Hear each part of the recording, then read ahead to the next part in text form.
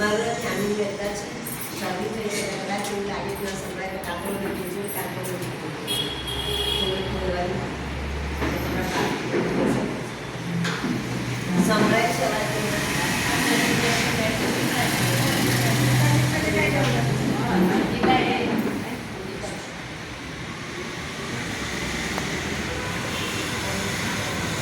મારું નામ ફેમિલી રહેતા છે સાતા સેતુ એટલે મનની પ્રસન્નતાનો પીઠ. સાતા સેતુનું નામ સાંભળ્યું છે અમે?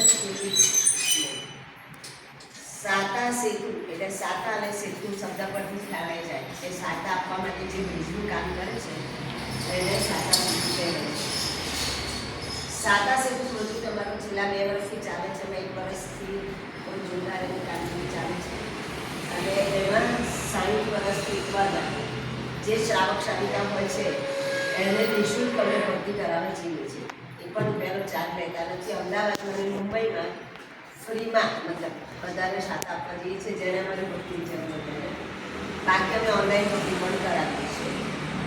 બીમારોનું કોઈ પણ ઉંમરનાને ભરતી કરાવવા જઈએ છીએ અને અંત સમય હોય તો બધી જગ્યાએ સાદી ભગવાન પહોંચી ના શકે એટલે સમાધિ મરણ મળે એટલે અમે પ્રોગ્રામ કરાવવા જઈએ છીએ. આ પ્રોગ્રામ બાલાપુરમથી ડિગ્લારી તત્વદર્શન મહારાજ સાહેબની દિશામાં શરૂ કર્યો છે અને આ વખતે અમે નવા 2 પ્રોજેક્ટ શરૂ કર્યા છે. એમાં શ્રાવિકા સેતુ અને શ્રમણી સેતુ. શ્રાવિકા સેતુ એટલે શ્રાવિકા બહેનો સંઘના કામમાં મદદરૂપી થઈ શકે એના માટેનું કામ અને શ્રમણી સેતુ એટલે શ્રમણી ભગવાનની એમના આરોગ્ય બાબતમાં કોઈ પણ એમને તકલીફ હોય તો અમારા ડૉક્ટર છે નિઃશુલ્ક ફ્રી ઓફ ચાર્જ વિઝિટમાં આવી અને એમના જે પ્રોબ્લેમ હોય એ હવે આપણે શ્રાવિકા સેતુની વાત શરૂ કરીએ તો શ્રાવિકા સેતુ સંઘ એ આપણે 25મો તીર્થંકર કરીએ છીએ બરાબર ને અને સંઘમાં કોણ કોણ હોય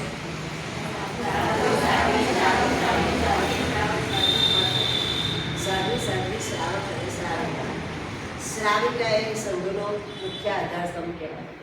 શ્રવણ સમય ભગવંતો તો છે જ. એ લોકો બહુ જ મહેનત કરે છે જીન શાસનને ટકાવવા માટે. જીન શાસનની પ્રવૃત્તિઓમાં બધા જ ઇન્વોલ્વ થાય એવા એમના ખૂબ જ પ્રયત્ન છે. મેં ચતુર્માસ દરમિયાન તો શિબિરો કરવાની અનુષ્ઠાન વગેરે ઘણું બધું કરવાનું નક્કી કરી અને કરે છે અને આપણે લોકો ત્યાં સુધી ચાર્જિંગ હોય છે 4 મહિના પતે. આમ તો 4 મહિના ના કહેવા પ્રયત્ન થઈ કે 1.5 મહિનો વર્ષ પૂરા અને પછી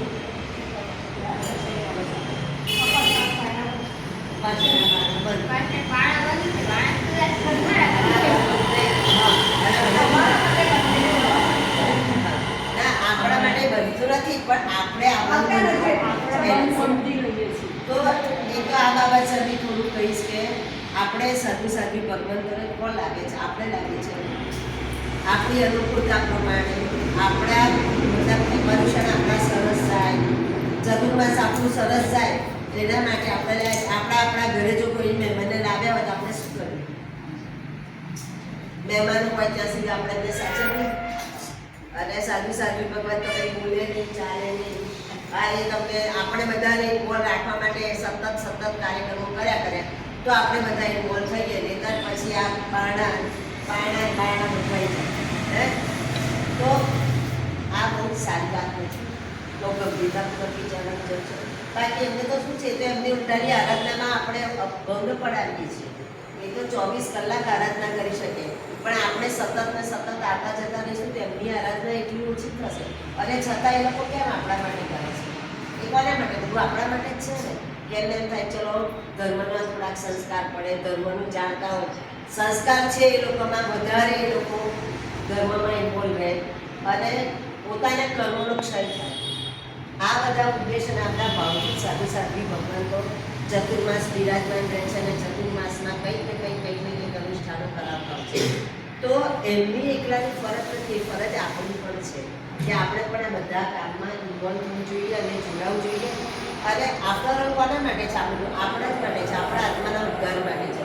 એમના તો આત્માનો ઉદ્ધાર છે જ અને એટલે તો એ સંસાર છોડીને એમને તો શ્રમણ વેશ ધારણ કરે છે.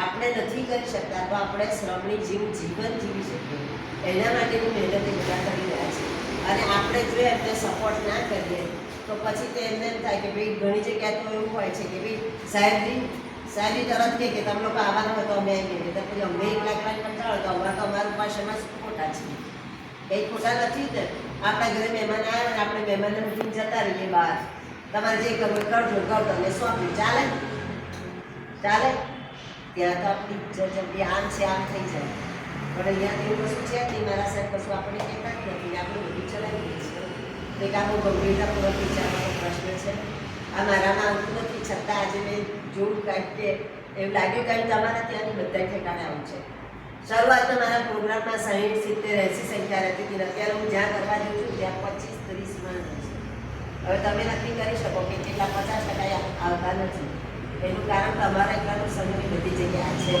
પરીક્ષા પૂરું એટલે બધું પૂરું અને એમાં હવે પાછી ઓળી આવશે એટલે પાછા બધા આવશે અને આ સાંભળવાનું ને જ કારણ કે જે શ્રવણ કરે જે સંભળાવે અને શ્રવણ કરે બધાને પુણ્ય મળે છે અને એ આપણે એ કારણે આપીએ છીએ બાકી આપણે સેકન્ડ આવે કે ઘેરે સાંભળી લઈએ ટીવીમાં આવે છે મોબાઈલમાં આવે છે અને એ આગળ જે સાહેબજી રજૂઆત કરે છે ને એમાંથી આપણને જ્ઞાન મળે છે એના માટે આવી છે ચલો ઠીક છે આપણે મૂળ વાત પર આપી શ્રાવિકા સેતુ તો સન 25મો તીર્થંકર એમના શ્રાવિકા બહેનો એ મુખ્ય રોલ ભજવે છે અને એને કારણે શ્રાવિકા બહેનોને ઘણી વખત એમ થાય કે અમારે સંઘમાં શું કામ કરવાનું આ તો મને ખબર નથી સંઘમાં જે લોકો હોય છે આગળ પડતા એ લોકોની જવાબદારી થઈ જાય આ બધી મારી જવાબદારી થતી નથી પરમાત્મા કોણ છે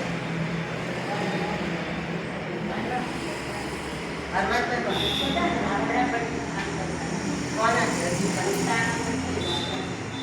મારા આપણે શું કહીએ આપણા છે સંઘના છે સંઘના છે એટલે આપણી જવાબદારી થોડી ઓછી થઈ જાય અમારા છે તો થોડી જવાબદારી ઓછી થઈ જાય મારા પોતાના છે આપણે કહીએ છીએ ને આ પારસ મારા પોતાના નહીં બીજાના અરે સ્તવત ગાઈએ તો કેટલો બધો ભાવ આવે આપણને અને પછી એમ આપણે એવું સ્તવત ગાઈએ જ નહીં તો આપણને એનો ભાવ ના આવે તો અહીંયા જ્યારે આપણે મારા પોતાના સમજીએ છીએ આપણે જ્યારે આપણા ઘર પરિવારના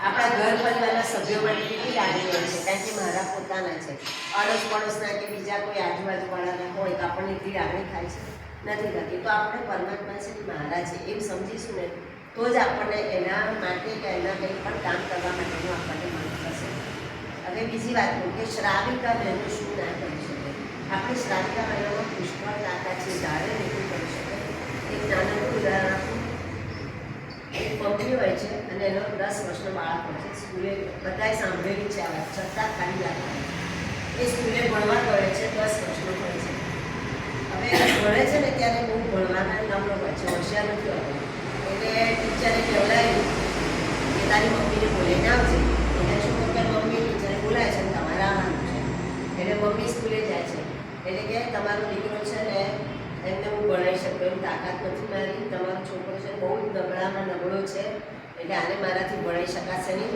અને મારા બધા છોકરાઓ બીજાને બગડે છે એને કરતાં આને તમે ઘરે લઈ જાઓ અને તમારે તમારી રીતે ભણાવજો હવે મમ્મીને તો બહુ દુઃખ થયું પણ મમ્મી શું કરે પણ મમ્મીની શ્રાવિકા બહેનોમાં કેટલી તાકાત હોય છે કહેવાનું મતલબ એકદમ મન મજબૂત કરીને ઘરે જાય છે દીકરો પૂછે છે કે મમ્મી તને કેમ ટીચરે બોલાવી એટલે કે બેટા તારા ટીચર મને એટલા માટે બોલાવી તું એટલો બધો હોશિયાર છે ભણવામાં કે તું આ બધાની સાથે ભણી શકે એમ નથી અને એટલે તને એવું કીધું છે કે તમારે એને ઘરે ભણાવવાનું અને છોકરાને ઘરે સરસ રીતે ભણાવે છે અને મોટો વૈજ્ઞાનિક બને છે થોમસ આલ્વા એડિશન જેમણે બલ્બની શોધ કરી છે આ પણ છે એક શ્રાવિકા બહેન એક માં છે કે જે નેગેટિવ વાત હોય છે એને પોઝિટિવમાં કઈ રીતે લઈ જાય છે હમણાં એના છોકરાને કે તું તો નકામો છું તું તો ભણતો નથી તું તો ડોબા જેવો જ છું તારા સ્કૂલમાંથી તને ભણાવવાની ના પાડી છે તો એ છોકરાના માનસ પર કેમ બન્યું પણ એક મમ્મી એમ કીધું કે ના મારો છોકરો તો બહુ હોશિયાર છે અને સરસ ધગસથી ભણે છે છોકરો અને મા ભણાવે છે તો આજે પરિસ્થિતિ ચિત્ર આપણું કેટલું જુદું થયું એકદમ જુદું થઈ ગયું બસ તો આપણે શ્રાવિકા બહેનો છે ધારીએ તે કરી શકીએ અનુપમા દેવીની વાત બધાને ખબર છે ને અનુપમા દેવી દિલવાડાના દીરા બનાવે છે હરકુંવરબેન શેઠાણી, હરિભાઈની બાળી, એ બધા કેવા છે? એ બધા શ્રાવિકા છે. અને આપણા ગચ્છાધિપતિ જુઓ, આચાર્ય ભગવાન તો જુઓ, એમની મમ્મી પણ એક શ્રાવિકા. પછી જૈન ધર્મના આવે કે અજૈન ધર્મના, પણ એના કારણે જ આ પરિસ્થિતિ આવી છે. આજે આચાર્ય મોટા આચાર્ય ભગવાન તો ગચ્છાધિપતિ બન્યા છે. શ્રવણી ભગવાન તો કોના કરી શકાય? મા બાપના મૂળ સંસ્કાર. અને શ્રાવિકા બહેનો જે ધારે તે કરી શકે છે. આજ મારે ખાલી કહ્યું. હવે આપણે શ્રાવિકા સિદ્ધિમાં કઈ કઈ બાબતો લઈ શકાય? તો સૌથી પહેલું આવે છે જીનાને શુદ્ધિકરણ અને ઉપાસને શુદ્ધિકરણ. હવે આપણા ત્યાં લગભગ વર્ષમાં 1-2 વખત તો શુદ્ધિકરણનું કામ થતું હોય છે ને. એકાદ વખત ઓછામાં ઓછું થાય જ્યારે જીનાની વરસગાંઠ આવવાની હોય અને ત્યાં તો આપણે પર્યુષણ આપવું થઈ જાય. જીનાનંદ એટલે જીનેશ્વર ભગવાનનું આલંબન આપણને જાણવા મળે છે કે જીનેશ્વર ભગવાન એટલે જેમણે રાગ દ્વેષ જીત્યા છે એને આપણે જીનેશ્વર કહીએ છીએ, બરાબર ને? તો એનું આલંબન આપણને મળ્યું છે એટલે જ આપણે સુખ સમૃદ્ધિ આપી છે એવું માની શકાય. હવે જીનાને શુદ્ધિકરણની જ્યાં વાત આવે છે ત્યાં આપણે આપણા ઘરની સફાઈની વાત કરી શકીએ. આપણે આપણા ઘરની સફાઈ કેટલી વાર કરીએ? જલ્દી લખ્યો ને તો તમારે બધા મહિને કરતા મહિને ના સાચી વાત. નાનું આપણે રોજે કરીએ, નાનું આપણે રોજે કરીએ, મોટું આપણે મહિને કરીએ, મહિને ના કરીએ તો આપણે હોળી 28 આવે ત્યારે, અને ફાઇનલ આપણે ક્યારે કરીએ? અત્યારે સિઝન ચાલે છે એટલે આપણને અહીંયા આવવાનું મન નથી, બરાબર? દિવાળીની સફાઈ કેમ કરીએ છીએ આપણે? જલ્દી ધીમે ધીમે પરિસ્થિતિ આવી ગયો એમાં પાછળ મને શબ્દ છે કે મેં કુંડા નાખ્યા છે તો થોડું ઓછું સંભાળે. બોલો આપણે દિવાળીમાં સફાઈ કેમ કરીએ? ચલો હું મોટેથી બોલો ને તમને લોકોને મારે એવું કીધું. દિવાળીમાં સફાઈ કેમ કરે છે? બોલો ઘરની સફાઈ, બધી ગંદકી બહાર કાઢો, ઘરની સફાઈ કરો. પછી એક્સ્ટ્રા કચરો હોય જે નહીં વાપરતા હોય વધારાનું બધું કાઢી પછી ચોમાસું જાય ને તો ભેજ આવે, જીવજંતુ ઉત્પન્ન થાય, બધા એ તડકો આવે એટલે બહુ સરસ. હજી કઈ ખૂટે છે? આપણે પરમાત્માનું નિર્વાણ કલ્યાણક આવે. નવ વર્ષ આવે એટલે પછી ધનતેરસના દિવસે કેવું લક્ષ્મી પૂજન કરે? લક્ષ્મી જોઈએ છે બધાને, જોઈએ ને? આ મારે જોઈએ, તમારે બધાને જોઈએ. હે ના કરતા હોય તો અલગ વાત છે, પણ ઓલમોસ્ટ બધા કરતા ના કરતા હોય પછી નથી કરતા. હા, પણ જનરલી કરતા હોય છે. કેમ કે આપણને લક્ષ્મી જોઈએ છે, આપણને કોઈ ફુવડ નાખે, ગરગનું રાખે છે વગેરે બરાબર? એટલા માટે તો જીનાલયનો આપણે એવો વિચાર આવે ત્યારે વિચાર તો રોજે આવે વિચાર આવે છે, પણ પછી ઈચ્છા થાય, પણ કોઈ કામ એકથી બે સપોર્ટ આવવાનું હોય ને તો બહુ જ ઈચ્છા થાય. સાચી વાત છે. આપણે ઘરમાં કોઈ સપોર્ટ કરવા આજે વધારાનું કામ કરવું છે કે આપણે છતાં ગયા ને કોઈ જોયું તો એને આપણી પાછળ હોય તો મૂકી જ જાય. સાચી વાત છે. બસ એક્ઝેક્ટલી આજે આપણે વાત આજ કરવાની છે કે આપણે આપણા ઘરની ગંદકી સાફ નહીં કરી, બહુ બધું પાપનું બાજુ છે. હવે આપણે જીનાલયનું શુદ્ધિકરણ કરવાનું કેમ કે આપણા આત્મામાં રહેલા અનંતા અવગુણો છે એ બધા અવગુણોનો નાશ જો કરવો હોય તો આપણા માટે સૌથી સરસ આલંબન જીનાલય શુદ્ધિકરણ છે. યોગબિંદુ ગ્રંથમાં હરિભદ્રસુરી મહારાજ સાહેબે કીધું છે કે જે જીનાલયનું શુદ્ધિકરણ શુભ ભાવથી કરે છે એ આ જ ભાવમાં ચોથા દેવલોકનું આયુષ્ય બાંધે છે. આ જ ભાવમાં ચોથા દેવલોકનું આયુષ્ય બાંધે છે. બીજું સુખ સમૃદ્ધિમાં વધારો થાય છે, સંગીત. બીજું દેવતાઓ અધિષ્ઠાયક દેવતાઓનો વાસ થાય છે. આપણે ઘણા જીનાલયમાં સાંભળીએ છીએ કે દેવતાઓ આવે છે ને ભક્તિ કરે છે. હે સ્વચ્છતામાં પ્રભુતાનો વાસ છે. તો આપણા ઘરમાં આપણે સ્વચ્છતા જાળવીએ છીએ, રાખીએ છીએ, તો જીનાલયમાં પણ આપણે સ્વચ્છતા જાળવવી જોઈએ. એક જીનાને બંધાવવામાં જેટલું પુણ્ય મળે છે ને આપણે એના કરતાં 8 ગણું પુણ્ય એના જીર્ણોદ્ધાર કરવામાં થાય છે અને એના કરતાં અનંત ગણું પુણ્ય જીનાને શુદ્ધિકરણ કરવામાં થાય છે. આપણે જીનાને બંધાવવાનું છે, જીર્ણોદ્ધાર કરાવવાનું છે ના, અને છતાં અનંતા ગણું પુણ્ય આપણે બાંધવાનું છે. તો આ આપણે માણીએ છીએ ને મફતમાં લાભ જતો કરીએ ના કરીએ તો આ બધું આપણે કરવાની જરૂર છે. આપણે સંપત્તિ મહારાજા, કુમારપાળ મહારાજા આવા શ્રેષ્ઠીઓએ તન મન અને ધન વાપરીને આપણે 7,000 જેટલા પ્રાચીન અને અર્વાચીન જીનાલયો ભેટમાં આપ્યા છે. હવે જો આપણે આ જીનાલયોની સાચવણી ના કરીએ તો આપણે 100% દોષના ભાગીદાર બનીએ છીએ. આપણા પૂર્વજો આપણને ધન સંપત્તિ આપીને ગયા અને જો આપણે સાચવીને તો શું થાય, કુંવાર થઈ જાય તો આપણા જીનાલયનું પણ આ છે. જો આપણે એની સાચવણી નહીં કરીએ, એની જાળવણી નહીં કરીએ તો આપણે ભલે આશાતા ના કરીએ છતાં પણ આપણે પાપના ભાગીદાર બનીએ છીએ. તો હવે આપણને જ્યારથી ખબર પડી છે ત્યારથી આપણે એમ થાય કે મારાથી જેટલી શક્તિ હોય કે હું તો કહું છું તમે રોજે કલાકો ના આપો, રોજે ટાઈમ ના આપો, અઠવાડિયે 15 દિવસે મહિને એક દિવસની 10 મિનિટ 15 મિનિટ કાઢવું જોઈએ. અને એના માટે કાઢવું જોઈએ એવું લાગતું હોય કે એકલાથી ના થાય, થોડાક બહેનો ભેગા થાય, 2 બહેનો કે 3 બહેનો, અને થોડું થોડું શુદ્ધિકરણનું કામ કરવું. તો એક તો સ્વચ્છતા હશે એટલે એનાથી દેવો જાગૃત થશે, દેવો જાગૃત થશે તો જીનાલયમાં ભક્તિ કરવા આવશે. શુદ્ધ વાતાવરણ હશે તો આપણને આરાધના કરવાનું મન થશે. અને એ બધું શુદ્ધ વાતાવરણ નહીં હોતા, આપણા ઘરમાં ગંદુ હશે તો આપણે સામે કરવી છે, બેસવું હશે તો બેસી શકીશું. ચારે બાજુ ગંદુ પડ્યું છે મને નહીં ખબર, એના કરતાં ચલો ફટાફટ સાફ કરી દઈએ પછી બેસીએ. કોરોના વખતનો આપણને અનુભવ છે. જીનાલયમાં આપણે આવીને પૂજા અર્ચના જે પણ કરતા હોય એ અને ઘરે એ વખતે આપણે પરમાત્માને લઈ જતા હતા, ધરતી ઉપર અપીને જે લોકો લઈ જતા હતા એને પછી એમને કેવા ભાવ આવતા હતા અને જીનાલયના કેવા ભાવ આવે, બંનેના ભાવમાં આસમાન જમીનનો ફરક હોય. કેમ કે અહીંયા સ્વચ્છતા હોય, પોઝિટિવિટી હોય. આચાર્ય ભગવંતોએ પ્રાણ પ્રતિષ્ઠા મહોત્સવ કરેલા હોય, અંજન સલાહના કરે, આ બધું આપણા ઘરમાં હોય ના હોય. અને એને કારણે એ ઉર્જા એ પોઝિટિવિટી આપણને મળતી નથી અને એ અહીંયા મળે છે. જ્યારે અહીંયા કોઈ પણ પાપની પ્રવૃત્તિ થાય ઉપાસ ના થાય કે અહીંયા આપણે આટલી તો સામાયિકમાં આપણું થોડું ઘણું તો ચિત્ત રહે, ભલે આ તો મન છે, માટું છે, ગમે ત્યાં વગર પૈસાની ટિકિટે પહોંચી જાય, પણ છતાંય થોડોક ટાઈમ તો આપણે અહીંયા ભાવમાં રહીએ. આપણા ઘરે સામાયિક કરતા હોઈએ તો એ દેશ ચાલુ છે, ફોન આવ્યો ઉપાડશે તો મહેમાન આવ્યા બારણું ખોલો કે કવા જવાનું બેલો આવ્યો, બધું આપણું મગજ ક્યાં જાય ત્યાં જાય. અહીંયા હોય તો કોઈ ચિંતા નહીં.